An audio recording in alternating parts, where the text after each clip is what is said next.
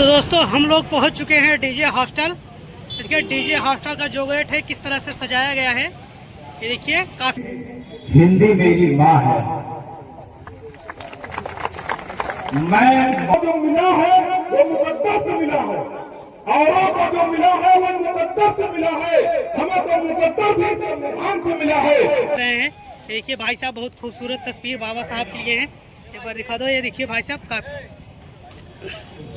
Hello दोस्तों, नमस्कार। तो दोस्तों सबसे पहले आज आपको डॉक्टर B.R. अम्बेडकर, बाबा साहब भीमराव अम्बेडकर की जयंती पर ढेर सारी शुभकामनाएं। तो दोस्तों आज का ब्लॉग करते हैं शुरुआत और ले चलते हैं, आपको दिखाते हैं कि प्रयागराज में किस तरह से बाबा साहब भीमराव अम्बेडकर की जयंती मनाई जाती है। तो ब्लॉग में बने रहिए, ब्लॉग बहुत ही इंटरेस्टिंग है। चलिए ले चलते हैं। हम लोग रूम से निकल चुके हैं, बस थोड़ी देर में ही पहुंचने वाले हैं सलोरी की तरफ। तो बता दें तो कि शहर में अभी उतना, हम लोग तारागंज की तरफ हैं, अभी यहाँ उतना कुछ पता नहीं चल रहा है। जैसे हम लोग शहर में प्रवेश करेंगे उसके बाद फिर वहाँ से जो है माहौल पता चलने लगेगा।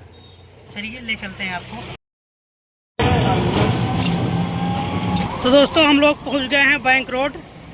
बैंक रोड पे देखिए इस तरह से लोगों का आवागमन है, फिर भी अभी पता नहीं चल पा रहा है कि हम लोग को यहाँ से रैली कब निकलेगी। और कई लोगों को हमने कॉल भी किया है, बस कॉल नहीं पिकअप हो रहा है। और यहाँ पर एक देखिए जो है बैनर लगा है सामने, ये देखिए सामने। तो दोस्तों हम लोग पहुँच चुके हैं डीजे हॉस्टल। देखिए डीजे हॉस्टल का जो गेट है किस तरह से सजाया गया है, ये देखिए काफ़ी खूबसूरत तरीके से सजाया गया है। वो आपको ले चलते हैं अंदर, चल के दिखाते हैं। कार्यक्रम यहाँ पर चल रहा है, तो देख सकते हैं आप किस तरह से लोगों की भीड़ है। गाड़ियों पे जो है झंडे और सब कुछ लगे हैं, लोग इधर टहल रहे हैं। देखिए भाई साहब, बहुत खूबसूरत तस्वीर बाबा साहब के लिए है। एक बार दिखा दो, ये देखिए भाई साहब काफ़ी। तो दोस्तों अभी न्यायमूर्ति गौतम चौधरी जो है इस समय अपना वक्तव्य दे रहे हैं, आप इनको सुन सकते हैं। मेरे पर्चे में बताया गया सीनियर जय लग रही, जय लग रही। कई सुधार राय साहब जानते होंगे, वो जस्टिस सेठ आए थे कलकत्ता से। तो जस्टिस सेठ ने मुझको नीचे बुलाया चैम्बर में और बोला, अरे बाबा तुम अच्छा खासा अंग्रेजी बोलता है, बंगाली अच्छा खासा अंग्रेजी बोलता है, क्या जरूरत है तुम हिंदी में टिपिट टिपिट लिख के हमें दे देता है।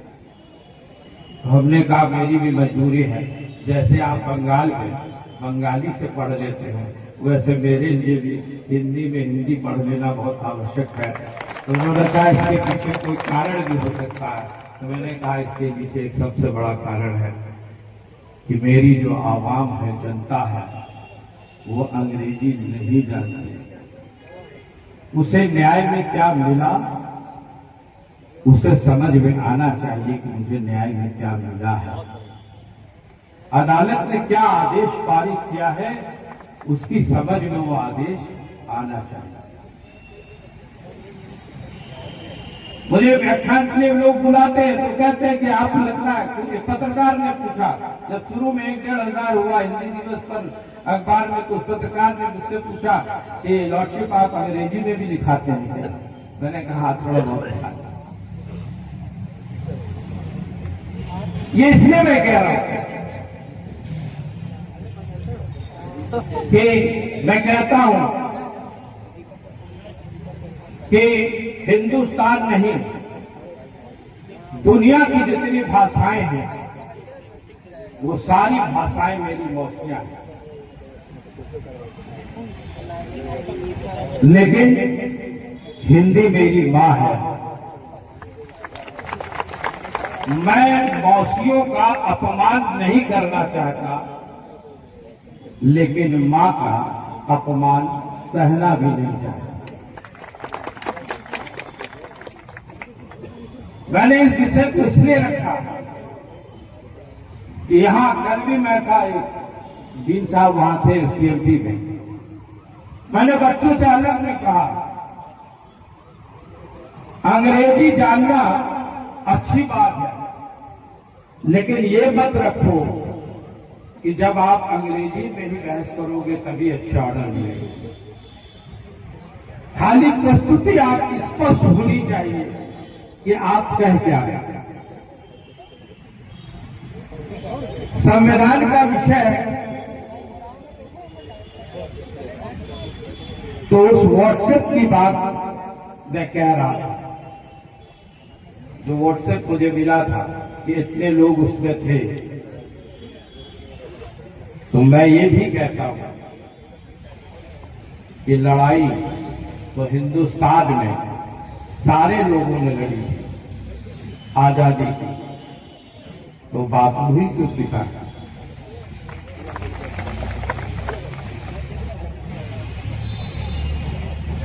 तो संविधान को ड्राफ्ट करने वाले डॉक्टर अम्बेडकर को अगर फादर ऑफ द कॉन्स्टिट्यूशन बोला जाता है तो 100% हम उसे जस्टिफाई करते हैं और उसे सही ठहराते हैं। संविधान के लिए इतनी आवश्यकता है। बात आ रही थी फॉलोअर्स की, शायद मैडम ने इस विषय में डॉक्टर अम्बेडकर फॉलोअर्स की आवश्यकता नहीं। हिंदुस्तान के अंदर न जाने कितने नेता आए होंगे और कितने नेता चले गए। किसी के नेता के नाम पर, कोई विचारधारा के नाम पर अगर किसी को कहीं पहचाना जाता है तो कभी कतार हिंदुस्तान के अंदर लोहिया का नाम आता है कि मैं लोहियाई हूं। लेकिन डॉक्टर अम्बेडकर वो संस्था है जिसके लिए गर्व से लोग कहते हैं मैं अम्बेडकराइट हूं, आई फॉलो अम्बेडकर। इसलिए डॉक्टर अम्बेडकर का विस्तारीकरण होना चाहिए और उसके लिए हमें कुछ करने की आवश्यकता है। और हमें ये करने की आवश्यकता है कि संविधान की एक एक अनुच्छेद को पढ़ने के बाद ये सवाल खड़ा करना चाहिए कि ये डॉक्टर अम्बेडकर ने सिर्फ वंचित समाज के लिए नहीं, पूरे हिंदुस्तान के आवाम के लिए चिंतन है संविधान। इसलिए संविधान के father of the constitution doctor Ambedkar को हम बार बार श्रद्धा सुमन अर्पित करते हैं, उनके प्रति आदर अर्पित करते हैं। और आप सब लोग ने मुझको गंभीरता से सुना, आप सबको धन्यवाद। मेरे विषय रखने में कुछ चीजें आपको अगर ठीक नहीं लगी हों तो उन्हें आप मुझे वापस दे दीजिएगा, और जो चीजें आपको अच्छी लगी हों उन्हें आप घर लेते जाइएगा। और उसमें से अगर एक बिंदु को भी आप जीवन में पालन कर लेंगे तो मैं निश्चित मानता हूं कि मेरा भी मिशन पूरा हो जाएगा और आपका भी भविष्य अच्छा हो जाएगा। आप कल के भविष्य हैं, हम अपने भविष्य को प्रणाम करते हैं। जय हिंद, जय भीम, जय भारत। की बातों को अपने जीवन में सुधारे करेंगे। जैसे आपने कहा कि जो बाबा साहब थे उन्होंने हमेशा चाहे किसी भी वर्ग का व्यक्ति हो, किसी भी जाति का हो, किसी भी समुदाय का हो, उन्होंने समाज को केवल एकता के सूत्र में ही बांधने का प्रयास किया। उन्होंने हमेशा लोगों में नजरें चुराने लगते हैं और अपने ही व्यक्ति को हमेशा काटने लगते हैं। तो अगर आप इस पर कुछ प्रकाश डालें सर तो मुझे बहुत अच्छा लगेगा कि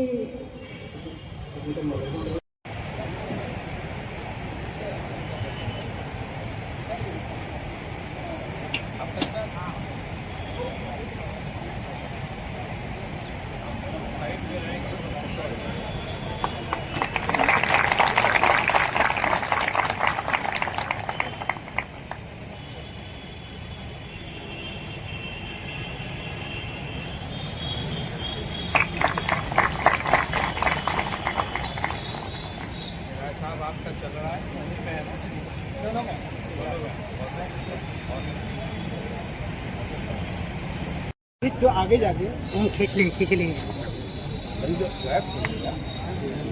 और आर.के. वर्मा विधायक भी बैठे हैं, डॉक्टर आदेश मौर्य सर बैठे हैं, डॉक्टर संजय सर बैठे हैं और प्रोफेसर भारतीदास मैम है। मैं सभी का अभिनंदन और वंदन करता हूँ।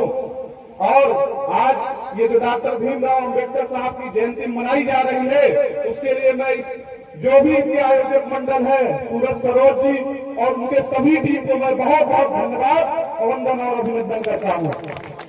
और मैं कहना चाहूंगा अपनी बातें कहने के पहले कि औरों को जो मिला है वो मुकद्दर से मिला है, औरों को जो मिला है वो मुकद्दर से मिला है। हमें तो मुकद्दर भी संविधान से मिला है, हमें मुकद्दर भी संविधान से मिला है। आज इस देश में ये जो कुछ तथाकथित लोगों ने हमारे बाबा साहब को, ये तथाकथित लोगों ने बाबा साहब को एक विशेष जातीय धर्म के नाम में पिरोने का काम किया है, वो कहीं न कहीं हमारे देश की एकता और अखंडता को बर्बाद करने की एक साजिश है। आज अगर मैं यहाँ पे बोल पा रहा हूँ, यहाँ पे भारतीदास मैडम बैठी थी और जो इलाहाबाद विश्वविद्यालय की गरिमामय प्रांगण में हम लोग विराजमान है, अगर यहाँ के वाइस चांसलर मैडम बनी संगीता मैडम, तो बाबा साहब भीमराव अम्बेडकर की देन है। आज ये बात जानी चाहिए, सब लोगों को पता होना चाहिए। और आज ये जो महिला सशक्तिकरण की बात चल रही है, वो किसी जाति और धर्म की बात हो, हिंदू महिला कोड बिल का अगर सबसे पहले प्रस्तावना को लाया था हमारे डॉक्टर भीमराव अम्बेडकर साहब थे। आज किसी जाति धर्म की महिलाएं लड़कियां जो पढ़ रही आगे बढ़ रही है, तो देन है तो केवल डॉक्टर भीमराव अम्बेडकर साहब की देन है। और डॉक्टर भीमराव अम्बेडकर साहब कहते भी थे कि किसी देश और समाज का विकास में तभी उसी आधार पर आता हो जब अगर कोई उस देश में महिलाएं अग्रसर हो, अगर महिलाएं अग्रसर होंगी तो उस देश और समाज का विकास अधिक होगा। और अभी जब साहब बता रहे थे, हमें बहुत सारी चीज बताए, उनको एक परिध में पिरोने की जरूरत नहीं है और ये सच्चाई है और हमको आत्मसात करने की जरूरत है। आज जैसे तथाकथित लोग जो हमारे बाबा साहब का अपमान करते हैं, हमको ध्यान देना है। हम लोग किसी भी जाति धर्म मजहब के हो, हमें बाबा साहब के सम्मान के लिए मध्यम से आगे आना चाहिए। आज ये जरूरत है। और मैं कहना चाहूंगा, समय की कमी है, मैं अपनी चार पंक्तियां कह के अपनी बातें खत्म करूंगा कि शिक्षा और सभ्यता के तरक्की के दौर में अब संत के विस्तृत नाग देख रहे हैं। शिक्षा और सभ्यता के तरक्की के दौर में अब संत के विस्तृत नाग देख रहे हैं और जिनके घरों को बाबा साहब आबाद कर गए, वही लोग अब संविधान में दाग देख रहे हैं, वही लोग अब संविधान में दाग देख रहे हैं। हमारे देश का जो संविधान बना है, जो मैं यहाँ पे खड़े होकर बोल पा रहा हूँ, एक विश्वकर्मा समाज से आता हूँ मैं, अगर मैं बोल पा रहा हूँ तो बाबा साहब भीमराव अम्बेडकर की देन है। इसीलिए मैं कहता हूँ कि बाबा साहब कहते भी थे कि शिक्षा और शेरनी का लोग है, जो जितना पिएगा उतना पेट से ढालेगा और नहीं पिएगा तो पेट से मिल जाएगा। आज जो भी देश में किसी भी जाति धर्म के लोगों को सम्मान मिलता है, वो केवल शिक्षा के दम पे मिलता है। आज जो आज प्रधानमंत्री बनकर बैठे हैं, अगर वो देन है तो संविधान की देन है, नहीं जो कहते हैं वो कहीं और नहीं रहते। इसीलिए मैं कहता हूँ कि हमारे देश में आज संविधान की देन है, बाबा साहब की देन है, हमारा देश आगे बढ़ रहा है। आज जो महिलाओं को नौकरी में आने की बात मिली और जो विश्वविद्यालय में जितने भी कर्मचारी हो, जो पहले 18 घंटे 12 घंटे की काम की प्रगति थी, उसको 8 घंटे में लाने का काम किया, तो बाबा साहब के संविधान ने किया। नहीं तो हम लोग 12 घंटे की ड्यूटी करते थे। इसीलिए मैं कहना चाहूंगा, लास्ट में अपनी पंक्तियां कह के खत्म करूंगा कि न बंदूक न तलवार मेरा किरदार काफी है, अब तुम्हें हो मारना तो बस बाबा साहब के कलम की धार ही काफी है, कलम की धार ही काफी है। बहुत बहुत धन्यवाद। जय भीम, जय भारत, जय श्री। कुछ कर गुजरने की चाहत हो जिनमें, वही मुश्किलों को मात दिया करते हैं। मंच के फनकारों को तालियां मिल जाए तो ये महफिल का अंदाज बदल दिया करते हैं। कार्यक्रम की इस अगली कड़ी में मैं माननीय हम सबके लोकप्रिय विधायक आदरणीय आर.के. वर्मा जी सर से मैं अनुरोध करती हूँ कि वो यहाँ आए और अपने विचार हम लोगों के सामने प्रस्तुत करें।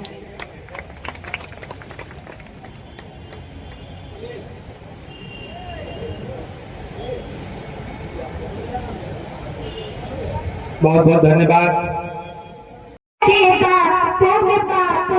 अम्बेडकर जो मूर्ति तोड़ते हैं, उनकी बातों की बात है।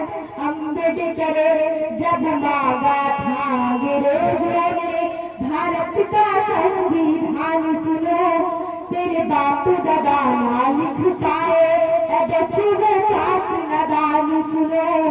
जब मांगा था अंग्रेजों ने भारत का संविधान सुनो, तेरे बाप दादा ना लिख पाए बच्चों पास नदान सुनो। गावे दीवाना झूमे जमाना कि गावे दीवाना झूमे जमाना, साथ दुनिया भी बढ़कर जोर भी करते उनके पक्कों के बात है अम्बेडकर। जो मूर्ति तोड़ते हैं उनके पक्कों की बात है बाबा साहब अमर रहे, गांधी माता अमर रहे, नारी मुक्ति दाता अमर रहे, जय जय जय जय जय भीम, जय भीम जय जय जय जय भीम, बाबा। तो दोस्तों, हम लोग ने बाबा साहब भीमराव अम्बेडकर की जयंती बहुत अच्छे तरीके से डीजे हॉस्टल में मनाकर अब हम लोग वापस चल रहे हैं। तो दोस्तों, ये वीडियो पसंद आए तो वीडियो को लाइक कर दीजिएगा, चैनल को सब्सक्राइब कर दीजिए। तब तक के लिए धन्यवाद।